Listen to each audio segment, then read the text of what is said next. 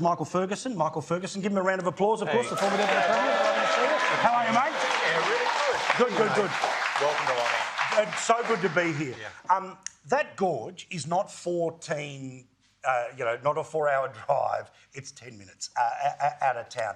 I love that at Launceston, in any particular direction, you can have a change of scenery, a new thing to do. You can spend much more than just a weekend here. That gorge in particular is just beautiful. Yeah, you can go to the gorge, you can go to the mountain, you can go to the beach, you can go to the river, you can go to the wilderness, within 20 or 60 minutes of the city.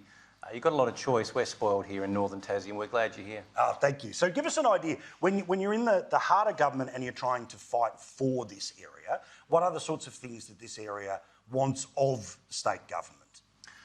People in northern Tasmania want government to focus on their everyday needs, desires, the goals they've got for their families. They're less interested, in my opinion, on what peak bodies and so-called stakeholders have got to say.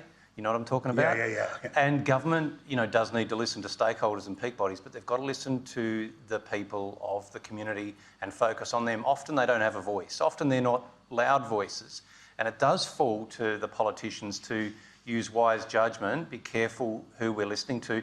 Don't just go into Parliament repeating what the last person said to you. Go and listen to the people in the supermarkets, in their homes, in their churches, in their schools. One of the many things that I'm sure is deeply frustrating if you are in front of the process, but the thing I love most about Launceston, Bass in this area in particular is they're not afraid of getting up in your face, right? No, they'll do it. You're more than happy to get up in a bloke's face, yeah. This is it, right. Yeah, you've got a good hour as soon as we're off the air. But what's that's like? Because obviously it keeps you in check. It makes sure that you don't get too distracted by the Hobart of everything. Maybe that's why northern Tasmania, the seat of Bass that Bridget represents for us so well, maybe that's why it's marginal. Maybe it's because people are not sold just on a particular person or party, but they are interested in those who are going to focus on their family, their community, their river, their school, their hospital.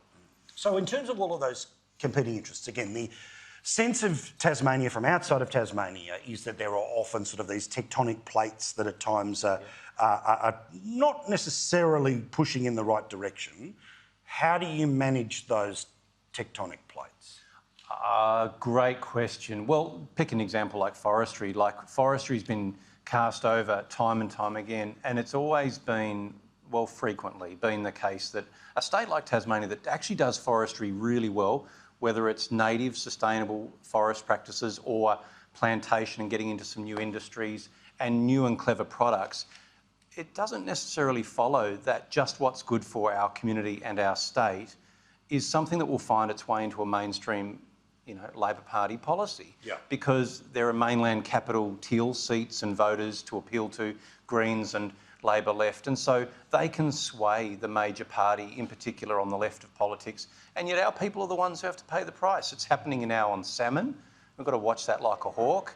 And we've got to protect these industries because they're good industries and they're putting food on the tables of our families. Good man. You're a wonderful representative. Thank you, Michael. Appreciate it. Thank you. Give him a round of applause. Good man.